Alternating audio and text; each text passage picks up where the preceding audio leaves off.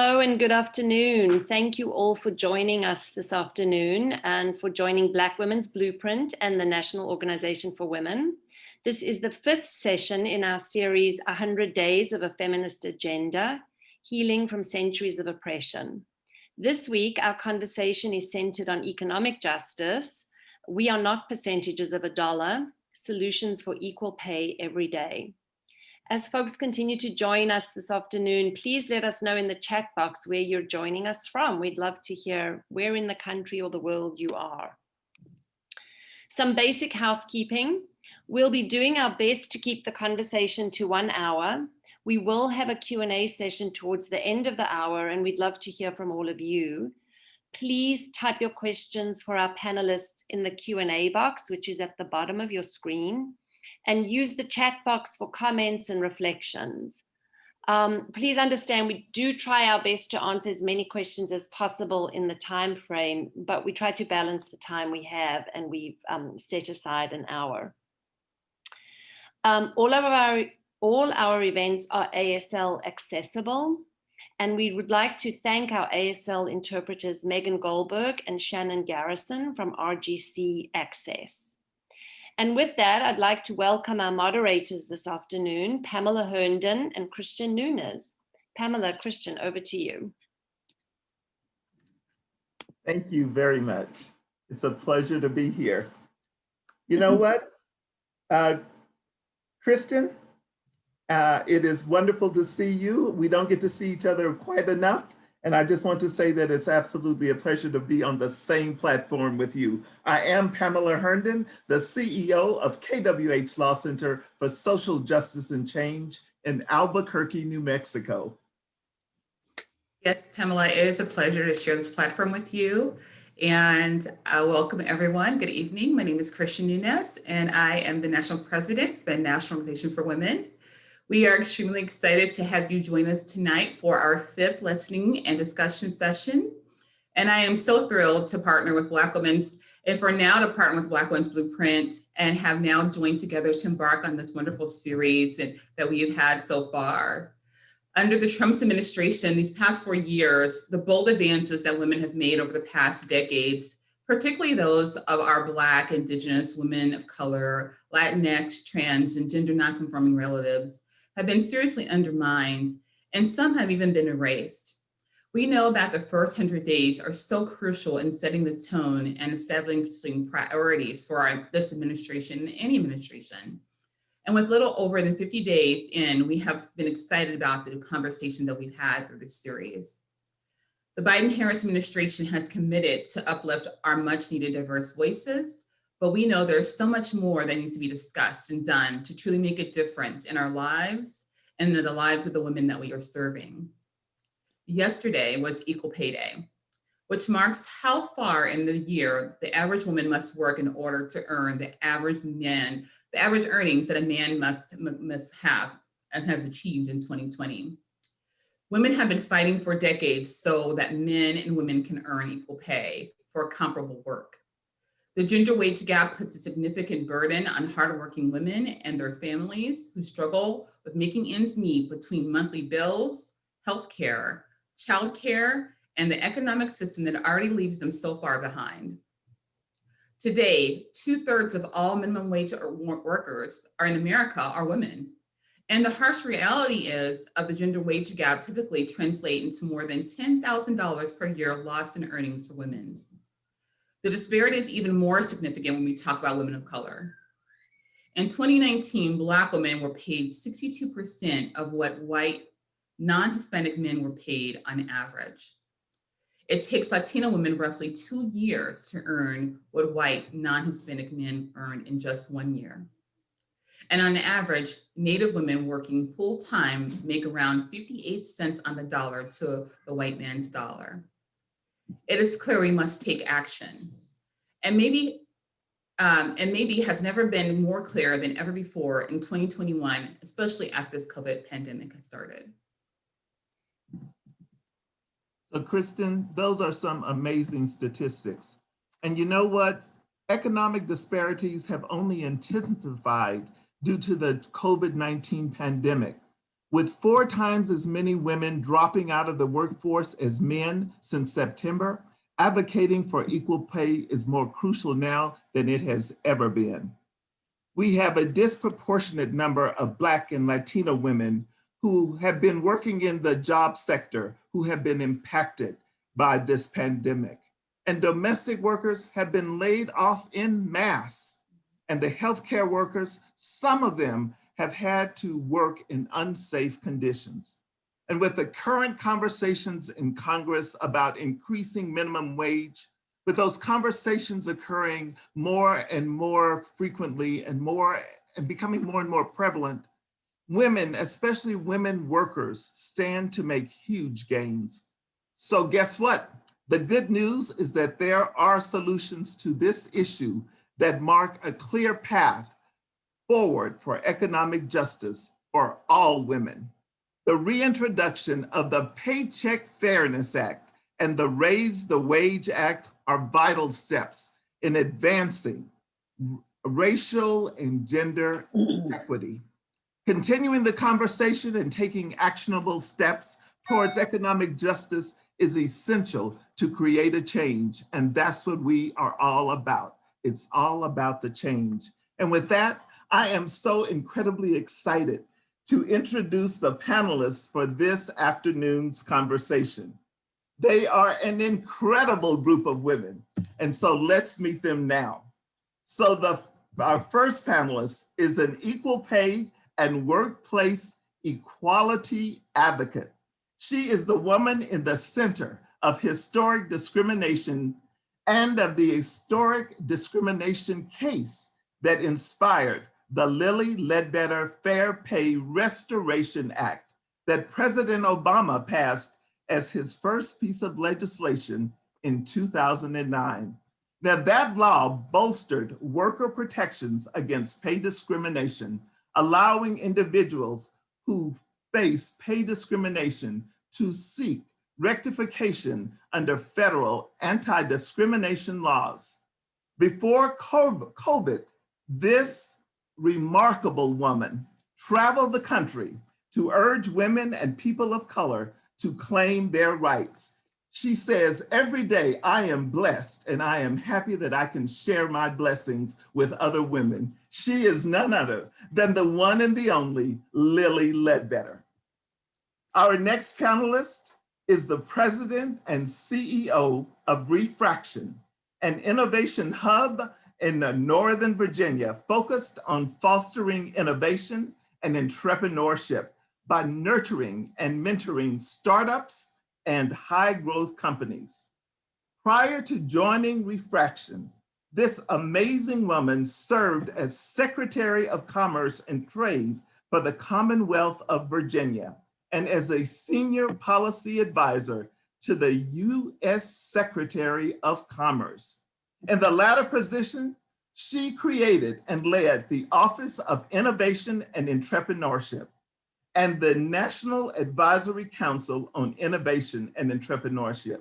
She is one awesome person, and she says, I believe that representation matters. She is none other than Esther Lee. And our third amazing panelist is a woman who is a leading civil rights leader, a former 2020 US Senate candidate. She is the founder and chief strategy officer of JOLT, a Texas-wide organization that lifts up the voice, the vote, and the issues that are impacting Latinos. She began her social justice career when she co-founded Workers' Defense Project, a workers' rights organization with a mission to win better working conditions for immigrant workers in Texas. And she has been announced as the new executive director of Next Gen America. She is Christina Sensun Ramirez. So thank you all to this fantastic panelist. So let's dive right into the questions. Lilly Ledbetter, let's go to you first. You were the center of a historic sex discrimination case. Can you remind us of the importance of your case and how we've moved forward from it? Absolutely. And thank you for having me. I'm so grateful to be here with you folks. But it is so critical and it is so important that women understand that they need to get their rightful pay. Because what happened to Lily Ledbetter, and it happens every day across this country to other women and their families. But I was paid less, significantly less than the white males doing the same job. I didn't know it because I worked for a corporation that said if I discussed my pay, I would not work there. So no one ever discussed their pay. So for 19 years, I could not learn exactly where I stood. But I had faith in the system and the equal pay law that was passed in 63 and Title VII in 64, because I worked for a major corporation around the world that had government contracts. So, and I know what the joke is about assume, but I really thought and believed that the government would be holding them accountable in order to get those government contracts. But nevertheless, I still tried to learn exactly where I stood along the way because I knew my retirement was based on what I was earning, my contributory retirement, and my 401k. And it was critical that I make as much as I could up preparing for retirement. Plus, I needed it because I had children in college. I had a mortgage on my house. I had car payments. I had groceries. I had dental bills, like the normal family, trying to make ends meet. But what happened? Someone gave me an anonymous tip, just a slip of paper showing my base pay versus those three men. Mine was so much less, and this goes way back to 1998. And I learned that I was being paid 40% less than those three males.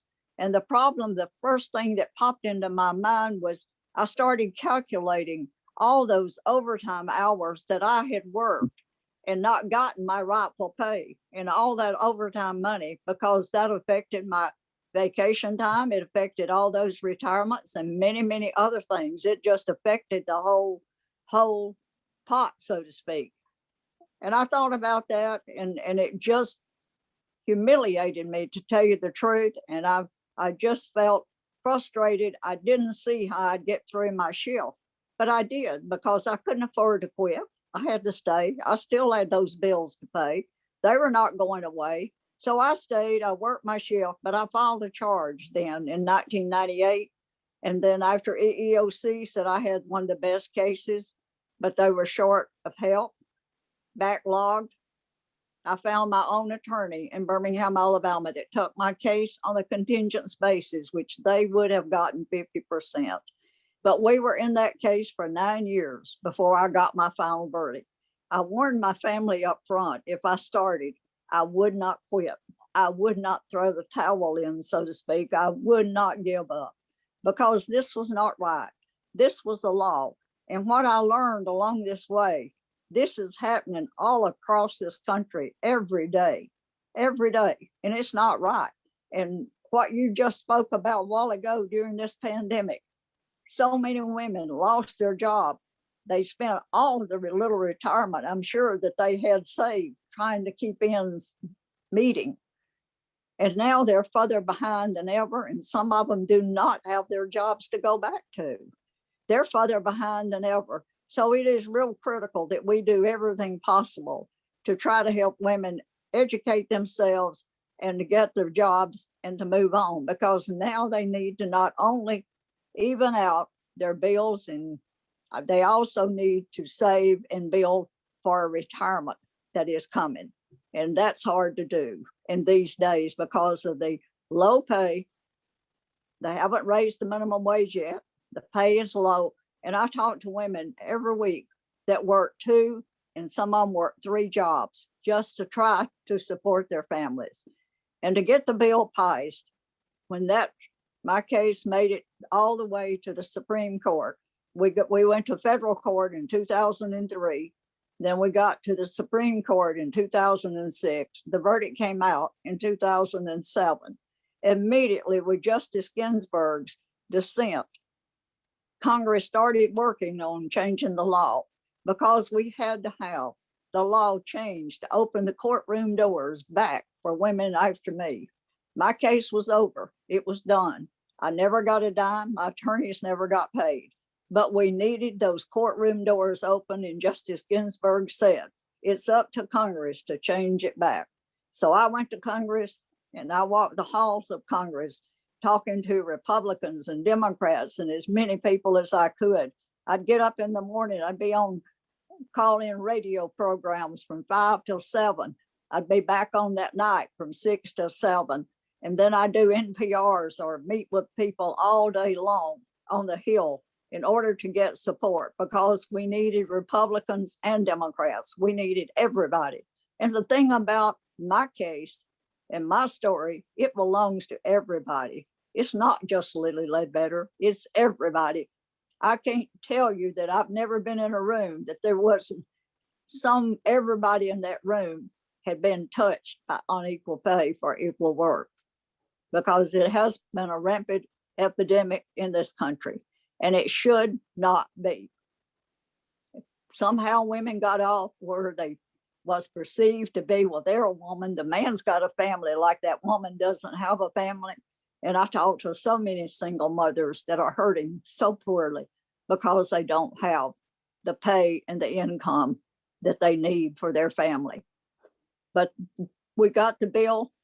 It passed the House the first time. It didn't have to go back. It failed in the Senate the first time with 3 votes short. We went back after the election when President Obama got elected, and it went straight through. That election changed the surface, but the Ledbetter bill was sponsored and co-sponsored by Democrats and Republicans. And it also was voted into law by both parties. It passed in 18 months in Washington. In my book, that's a record. And I don't go up there too often. But then the Paycheck Fairness, had the Paycheck Fairness been a law in my time, I wouldn't be here. I would have known what I was making. I would have made sure that I was getting my rightful pay. I wouldn't have been 40% low. I wouldn't have been, or I'd have been in the court already suing for my money, because that was not right. I was doing the same job. That was too far of spread for it's not even right. And that's what the court, when my attorneys put that board up with my pay versus those 15 men, and the court studied it, they saw exactly what the problem was. I was born the wrong sex. That was my problem. Not the work, just the wrong sex. And that's what happens to women. And women are locked into places where they can't do anything, because if they speak up or ask about their job, they'll be fired. And they'll hire a man in their place. So they have to be so careful. But I still travel the country when I can. The pandemic slowed me up, but as soon as we can, I'll be back out there, because I like talking to people and making sure that what happened to me does not happen to other women across this country. Lily, I just want to say thank you for your strength and for your perseverance. And because of you, women all over the country are standing on your shoulders and looking for making sure that we are getting paid fairly. Thank you is all we can say right now. Thank you again. Well, thank you. I would like to share one tidbit with you folks that a lot of people don't know. But when I was invited to speak at the Democratic Convention in Denver in 2008 for Obama, I was not to endorse him. They wanted me to stay neutral in Washington, because the people that was financing me a plane ticket and a hotel room in Washington, so I could go at least 3 weeks a month to lobby for the bill and go all over the country trying to get support to get it passed. They were all nonpartisan. So I needed to stay neutral, but I walked out on that stage that evening and I gave that little short speech, and I got so caught up in the enthusiasm of the audience, and I could see the tears running down the women's cheeks. I mean, they got it. They understood. They're saying, yes, yes. They knew what I was talking about. Their husbands or guys sitting with them was going, yes, yes, yes. And I got so fired up, and I had been told not to speak to the reporter that coming off the stage because she was very powerful. But I walked off that stage and they said, "When did you endorse Obama?" I said, "Right now," because I knew I had to support him to get the bill passed. It was that critical and that important, because the last vote that was taken in the Senate, there was 3 votes short, and Senator McCain did not come. He stated that women needed some more education and more training, and then we would get our pay. Well, I knew that was not the case. And so I got caught up in the enthusiasm, that audience, and the power of that energy. I walked off and I said, "I endorse him right now." And I did, because I started walking the country then for him, because it was critical. It was critical. We get enough people, and it went on in. But I still say it's just a godsend that this bill was sponsored and co-sponsored by Republicans and Democrats. And I have been to Washington many times to testify on behalf of Paycheck fairness, because I believe in it so much. And that bill has been around for about 15 years. And so it could have helped Lily Ledbetter, but it just never got passed. And I call the people in Washington, I call people who are not even my senators, and I beg them to vote for it, because it is so critical to the other people of the nation. But thank you so much for letting me share that. Well, Lily, I just want you to know that I was a delegate at that convention, and I was one of those women in the audience going, "Yes, yes, Yeah. yes." And so now we're going to rally together and get that fake pay. We will. We'll do it. Yes, we We will. can do it together. So we're going to keep this magnificent conversation going. And if you have never had the opportunity to have a discussion with our next speaker regarding race and how it impacts equal pay and economic justice, you have got to do it. It has to be on your bucket list. So we're going to ask Christina to tell us more about the impact and the in-depth precision and effect that equal pay has on Latina and Native women. Christina, the floor is yours. So one, I want to thank Lily. I spent over 10 years organizing alongside immigrant workers, many immigrant Latina women across Texas. And what I learned as a young organizer is that every tool we had, every law we had, it took working people, working women to fight for that, for us to then be able to use that as a tool. And I remember when the law named after you passed, and reading it and thinking about who was this brave woman that went out and fought, and that so many of us could then use this tool that you created for all of us by just standing up and speaking out and fighting back. So it's an honor to be on this panel with you, and know that your work, your life, and your struggle has reverberated and touched so many of us, and that it continues to be a tool that we use. So, as I mentioned, I've spent so much time organizing here in Texas, the second largest economy in the country, the largest minimum wage job creator, and home to some of the greatest disparities for working women, especially women of color. On the front with Latinas, I spent so many years organizing alongside workers we are now calling heroes, essential workers, Latino women that are our agricultural workers, that cut all of the crops and food that we eat. Their hands touch the food we eat. Their hands that take care of our children and our elderly folks. Their hands that clean our homes and our hotels, and work in slaughterhouses across the country.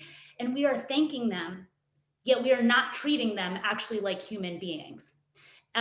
We haven't been willing to extend Latino women the same benefits in these industries.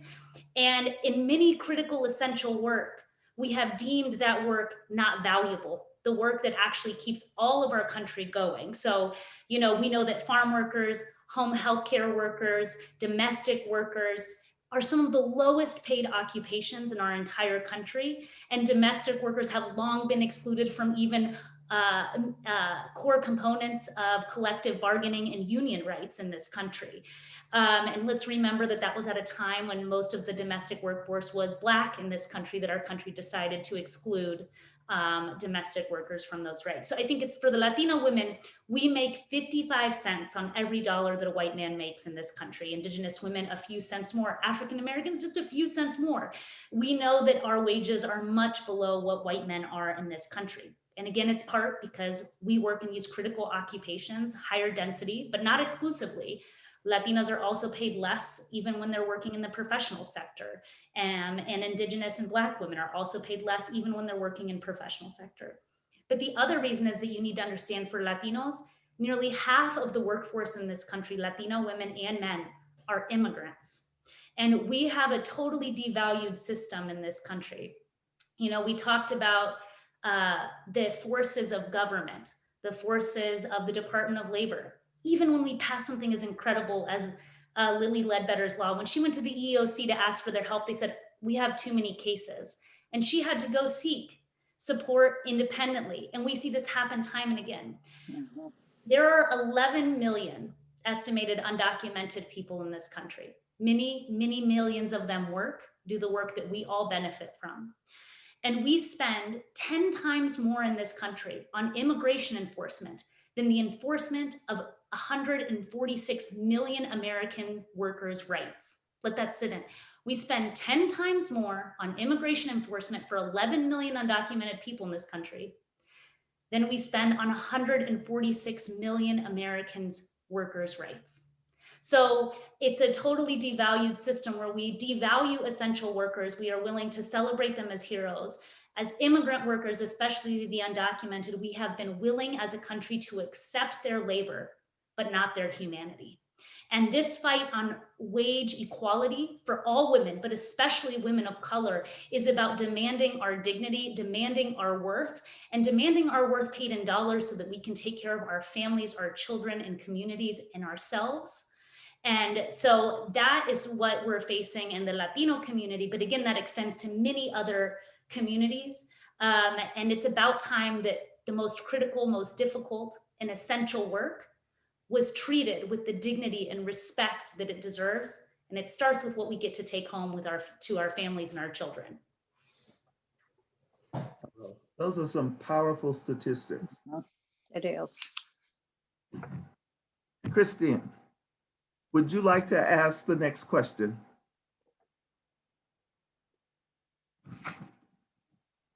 I will. Yeah, I'm going to jump right in here.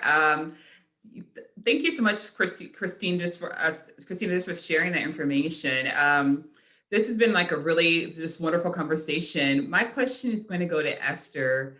You know, thankfully, women we know have been making a lot of progress in a lot of industries and workplaces, but this can be a bit of a double-edged sword, we know, when it comes to things like this. And we can see that we need to look at, make sure that we are not tokenizing successful women, and we keep pushing forward for better workplaces for all women. So what is your suggestions for how we can make sure that we are not tokenizing successful women when they do make it into certain industries, and we're still creating these successful workplaces for women? That's my question for you, Esther. Thank you, Christian. First of all, I also wanted to say thank you so much for having me. I think Lily, Christina, you all have done incredible, inspiring work. And Lily, I can't imagine what it was like when you were fighting this for so long. And, many times if I, talk to my girlfriends or mentors and say, I think that this is racial or sex discrimination, I was told, don't say anything because you'll be blackballed and you can never get hired again. The courage and the bravery that it took for you to do what you did and come out with an outcome that all of us can benefit from. It's just really an honor, Lily. So thank you for all that you continue to do for us. And I will say we have made a ton of progress, but not enough, right? I mean, if you look, only 7% of Fortune 500 CEOs are women. 7%. It is 2021. My mom fought for women's rights when she was growing up, and here I am. We are still fighting this fight. Yes, things have gotten a bit better, but 7% is still woefully short. And it's not because we don't have enough women in the workforce. That might have been the case in the 1940s. We have women graduating in equal numbers in college, law schools, business schools, not equal numbers, but we're getting there. And even in entry-level roles in big companies, you will find there are maybe 50-50. It isn't until you get to the mid-level and senior level roles that you see that women drop out, are passed over for promotions, are discouraged, and leave the workforce. They don't all leave on their own volition. Some do, and that's great. Folks choose to take some time off to raise their kids, and many companies that have actually worked hard to get those women back into the workforce when they want to come back. But it is still incredibly hard to get to the C-suite. If you look at the boards of Fortune 500 companies, only about 25% are women. That has got to change, and there are some states out there that are saying you must have a certain number of women and people of color on these boards. That's a start. And honestly, I'm disappointed that in 2021, we have to mandate these things.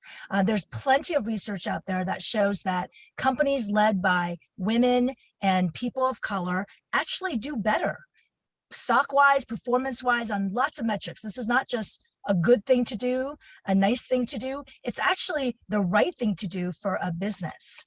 And so it is still disappointing that we do have a glass ceiling. It's still, when it gets to it isn't just about your performance. It's about the network you belong to. It's about the people that are your boosters and your supporters and your mentors. And I think women, I think have done a lot more to become mentors for other women and even men mentoring women. But I've been disappointed. I've spent most of my life in Fortune 500 companies and then also working in the federal government. We still in this country have not had a woman president, right? And that's, far behind other countries like the Philippines, or even, where my parents live in South Korea. We've had they've had a woman president. And so these policies matter. Who you have in the White House matters. Who you have in the Senate matters. And who you have as CEO matters. I was chair of the Diversity Council of a large Fortune 500 company, and we were shocked to see the pay disparities, Lily. For the same job, same level, large companies, you have bands, you have, levels are pretty clearly set. And the explanations we would hear are, well, women don't negotiate as hard. Sometimes when we're hiring folks, I would hear things like, well, her husband works in Wall Street.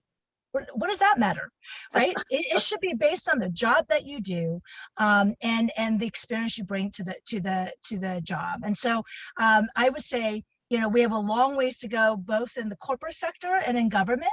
And part of it is for organizations like NOW and others to keep pushing this administration. And, I'm a big supporter of President Biden, worked hard on the campaign, was one of the co-chairs for AAPIs for Biden. I will just add my a point on AAPIs. Like all other communities of color, we've been hard hit. AAPI small businesses have been hard hit, as have Latino and Black-owned businesses, but even more so because of the anti-Asian rhetoric coming out of the last president. And so you are seeing the anti-Asian racism happening all across the country, even just a few blocks from here just recently. And so it's heartbreaking what our community has gone through. And I'm hopeful that, Asian American women of color will continue to push, because that's what it takes. I don't think change like this happens without people like you, Lily. We hope that we will have 100 more Lilies out there. It takes so much courage. And I'd like to think that I speak out and I'm willing to be the person that sticks up their neck, but you really inspire all of us. And I hope and pray that my own daughter and other young people grow up to want to make change the way you have at huge personal cost to you. So thank you for having me, Pamela and Christian. I want to ask you one more question, Lily. It's an ad hoc question to this, because we talk a lot about what legislation we can pass, but what are some things that corporations and orgs can do at their level to really help increase transparency, as well, and take some personal accountability and for making sure that they are helping at their level, because they think it's more than just the legislation. It's also things that organizations can do as well to be a part of this process to help. So it's wondering what suggestions that you have. that you've seen has been effective? Is that for Lily? Yes, Esther, I'm sorry, that was the second question I had. Okay. Gosh. Before I get to that, I forgot to mention one more thing. So right now I work a lot with startups, and I think, in the last 2 to 3 decades, almost all net new jobs in this country were created by startups. And what I think maybe not everyone knows, that less than 5% of all venture capital funding go to women-led startups. That is just shocking and tragic, that there are plenty of incredible women-led startups out there that just can't get the funding. And as you know, without funding, that's the lifeblood of any startup. And it starts with the fact that there aren't enough women at VC firms, right? It takes the network, it takes getting your foot in the door to be able to put forward your pitch. And we find that, women-led startups just don't have those connections, and we're working hard to do that. Same thing with people of color. Less than 1% of venture capital funding go to Black founders, which is also tragic. And so I would say, so going back to your question, Christian, I think there's a lot we can do in terms of holding companies accountable. If you look at Silicon Valley, where so much wealth has been created by companies like Google and Facebook and Microsoft, and yet the upper echelons of those companies are all male, very male. And in fact, there have been very infamous stories out of Silicon Valley of really smart women of color in these VC firms getting pushed out, treated like second-class citizens. And so I would say shining a light, convening leaders of these companies and shining a light and getting them to commit to, and many tech companies have done that, although I don't know that they have been able to show great progress yet, but they have said we will aim to have X percentage of our senior leaders be women or people of color. But I think publicizing, just like you have those rankings of countries around the world in terms of corruption or human rights, I think we need to have rankings. We need to show transparently how these big companies are doing. Big companies still account for majority of jobs in this country, even though we have 30 million small businesses. That's not where all the jobs are, right? Because so many of our small businesses are 1, 2, 3 person businesses. And it's important to support small businesses, but when it comes to the vast majority of people that have jobs, we need to make sure that there is equality in pay and in treatment. Often, if you look at big companies, you'll see a lot more women in certain types of jobs, whether it's HR or something, and other roles, and then other jobs, sales and business development, corporate development, that are more dominated by men, and those jobs tend to pay better, right? And so they'll say, well, it's not the same job. Well, you're not giving women the opportunity to go after jobs that pay better, or make it such that, and I think COVID actually is a blessing in disguise, in that we've all been able to show that you can do a lot remotely. You could do a lot from your home and still be effective. And so this excuse of, well, she's a mother, she has family obligations, not sure if we can, whether she would do well in that role. Those are the kinds of conversations that are happening behind closed doors before those jobs go to, a certain person. And so I think we all know this, and I think the government's job is to make sure that that the numbers bear out. There's no reason, with the number of women that are have the right degrees, have the right experience, that we should not see more equality at the top of large companies. Very good. Oh my gosh, this is so exciting. Kristen, I don't know what to say. Like this conversation is so rich. I just wanted to, Lily, one of the questions from the audience was, they want to know, what is your opinion on where the Paycheck Fairness Act is now? And what do you think we can do to mobilize to make sure it passes in 2021?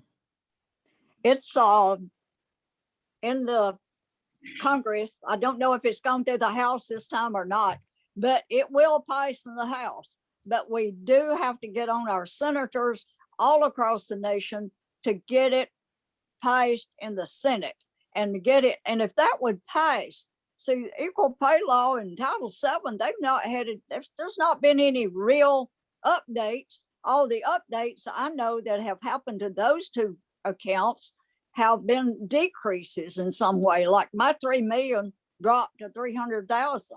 Since I was only entitled to 300,000, even though the federal court awarded me 3 million. And you can only, on that back pay, you could only go back 2 years. But that didn't stop me or slow me up then. I still couldn't let it go.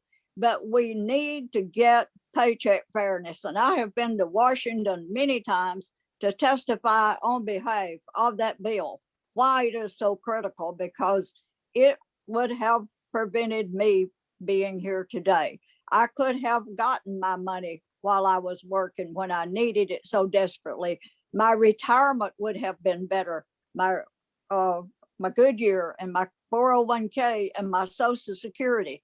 And I never got any increases. They wouldn't, Congress even tried to get Goodyear to up my retirement based on the 60,000, which was for the 2 years back pay I didn't get. They wouldn't do it. They said I was a poor performer. But you know, Alabama was an at-will state, and I worked for that company for almost 20 years. I hired in and I left on my own. And they could have asked me to leave at any time if I was such a poor performer. As like one of the congresswomen, I think it was Senator Feinstein, I was testifying, she said, well, why did they keep her for so long? But we must get on, we must write letters, and we need to do that also to get good judges appointed, because when our light speaker was talking, I just related to what she was saying, because when we elect a president, then this past time with the previous president, we got 3 Supreme Court justices. And that's what happened in my case, basically, because Chief Justice Robertson Alito had just gone on the bench. I think if Sandra Day O'Connor had still been there, my case might have gone on through. But that's beside the point. We need to make it right. And by doing that, we've got to have paycheck fairness. And it has so many good benefits, and it has protection. It affords the female or the minority person to be able to say, how do I stand? Where do I stand? And if they do get fired from asking, then they have a recourse of protection to fall back on. We've got to get paycheck fairness. We must. I call Senator Joe Manchin out of West Virginia every time. And I know he's sort of a hard fellow to get, but every time I say, Senator, I'm on my knees in Alabama and I'm begging you to vote for it, he'll call me back and he'll say, I did, but I didn't like it. But we need these people to vote, and phone calls to their offices will make them do more and listen to us a little bit more, because they do work for the people back home. So thank you for the advice. We heard you write those letters, and in majority of the states, women comprise the majority. So we need to flood them with those letters. On the 100th anniversary we just had for women voting, we say, look, right, our votes matter, so you better listen. They do. They do. There you go. We need more women running. Thank you, Christina, for running, because it takes a lot of courage to run, because women get it, right? We need women on both sides of the aisle. That's right. Yes. I would have run when the bill passed, except I was 70 already then. And I thought, well, you know, I probably won't get elected first time. But anyway, I talked myself out of it. But I feel like I have done a lot of good by encouraging other women to run and help them raise money for them, and to go around the country campaigning for them. And we do have more now, but you're right about the people in the corporations too. We don't have enough people on boards or at the head of the companies. Questions for all the panelists. How would you encourage, because sometimes women are in companies where they are the only one in their department or in the position. How would you all encourage them to advocate for themselves or to speak up and uplift their voices when they're facing these gender wage gaps and facing gender discrimination in the workplace? How would you encourage them to really speak up or provide resources? If you have resources, please share them with our participants so they can know where they can reach out. I'd love for you all to share those as well. This is up for anyone. Christina? I was just going to say, I think so much of what Lily helped do was critical, really break the barrier that You used to see it in employer manuals, and you still may see it in some employer manuals that aren't abiding by the law, that you can't discuss your wage with other people and your salary and your compensation. So first, one, know what other people are making, and know how you compare and stack up to that. And even before you take the job, really do a comparison of what people are making in that field. And so when you get offered a wage, don't be afraid to negotiate. And I say this to everyone as much as I say it to myself. We know that so many times women make less because we also are in a system where we're supposed to negotiate for more, and we often don't. And men that negotiate more for themselves are culturally seen as really knowing their worth, whereas women, we're seen as being greedy, right? But I think that our job is to advocate for ourselves, know what's fair market value, what are people making in your industry, and then negotiate for that and be prepared to articulate why you are worth that, and I, for a long time, used to think my worth came from how hard I worked. And I realized that I had internalized that as an immigrant kid and as a woman, that my value was how hard I work, instead of my gifts and talents and abilities really to drive forward change in the arena of work that I did. So reset your value. Your value is not how hard you work.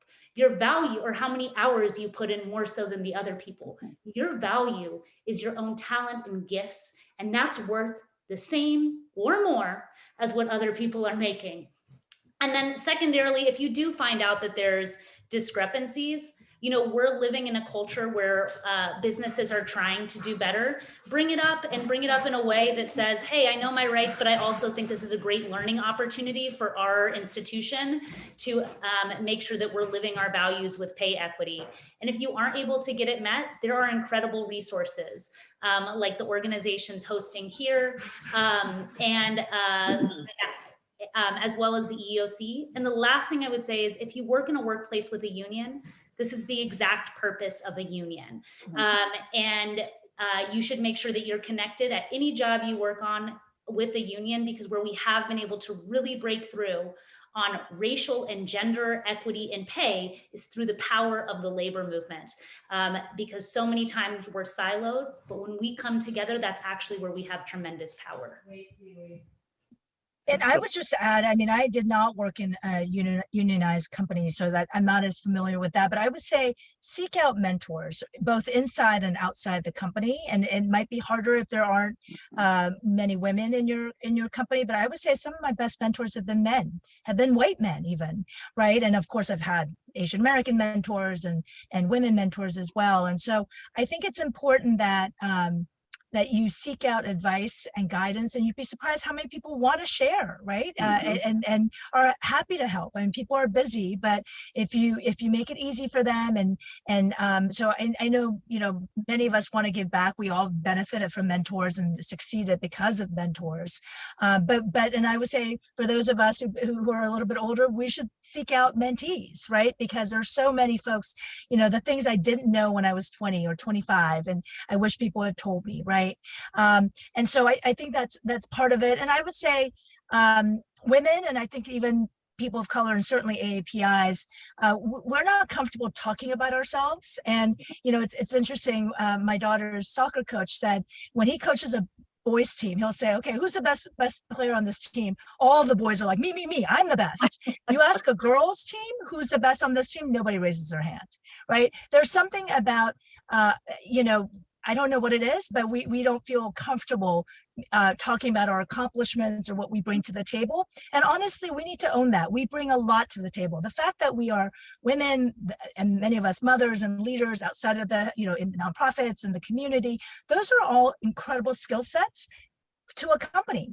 And so I would say, and I've seen that in big companies, I think you all have too, that people who are able to talk about their accomplishments and make that known to, the rest of the company, they tend to do better, not because they worked the hardest or the longest hours, or that they even did the best work, but they were better at promoting what they did do, or what they brought to the table. So I would say for women, we just need to take a step of faith and speak up about what we've done, not allow other people to talk over us or talk for us in meetings. That's something else I often see. A woman will make a great suggestion, and then nobody would recognize it. 5 minutes later, a man makes the same point. Oh, that's a great point, Bob. Yeah. And so, women in the room, we know to say, actually, what, Caroline, as Caroline said, and amplifying each other's points. I think it's important. And then I would say, feel free to ask for a raise, ask for a promotion, because men do that all the time, and you may not get it on the first round, but managers expect that. Managers know that if you are good at what you do and you're ambitious, you're going to ask. And so hopefully if you're a manager, you should recognize talent and be willing to promote them. But in many cases, it takes asking. And I think a lot of women are not taught to do that. And so those are just a few of the things I would say. Be bold, take a risk, and cultivate mentors. Wow. I love that. Just ask. That should be our next mantra. But you know what, ladies, that we're coming up to the top of the hour. And so there's one final question that we want to ask each and every one of you. Are there any policy solutions that you want to uplift that you think is important for our audience to be advocating? So we heard Lily talk about the Paycheck Fairness Act. Is there anything else? Christina, we'll start with you. There's work also happening state by state around this issue. So people should figure out what legislation is happening at the state level and be able to advocate for it as well. And of course, again, the other thing that I think is important is, in addition to the Paycheck Fairness Act, we also have the PRO Act that's before Congress as well, which would expand protections for people to unionize. I can't tell you how many times I organized with workers that were facing multiple issues. The same place that will underpay women, there's likely to be oftentimes sexual harassment. There's oftentimes likely to be unsafe working conditions. And so the best way ultimately that's been determined is, of course, workers acting as agents of change and coming together at their workplace. And so I think the PRO Act would also be really critical, because it would allow workers to get further information about their own employers and organize for better equity and pay across race and gender. So that's a critical piece of legislation that people might not think about around this issue, but is actually really critical to tackling this issue.